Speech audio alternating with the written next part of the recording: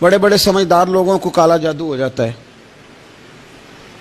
اور بڑے بڑے عقل مند لوگ ہوتے ہیں جن کی بھابھی انہیں نظر لگا دیتی ہے۔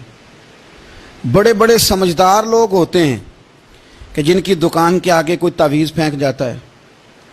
بڑے سمجھدار لوگ ہیں لیکن وہ چھوٹی چھوٹی باتوں سے اتنے کمزور ہو گئے کہ سانپ سے ڈرتے ڈرتے رسیوں سے بھی ڈرنا شروع کر دیا۔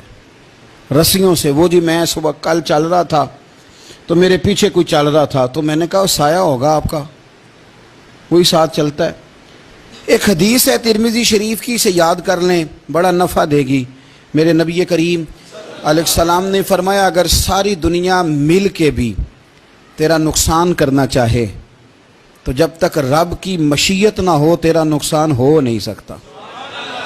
ختم ہو گئی بات، باہر آ جائیں اس چیز سے۔ اور فرمایا سارے زمانے کے لوگ مل کر تیرا نفع کرنا چاہیں تو جب تک اللہ نہ چاہے وہ تیرا کوئی نفع کر نہیں سکتے۔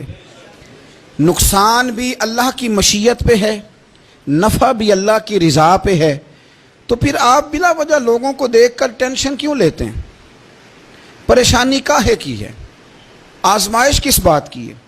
اپنے آپ کو سکون دیں، اپنے آپ کو مطمئن کریں، کہیں رب بڑا ہی مہربان ہے، اس نے جہاں اچھا سمجھا ہے وہاں اس نے مجھے رکھا ہے۔ اپنے ذہن کو اطمینان دیں، سکون دیں۔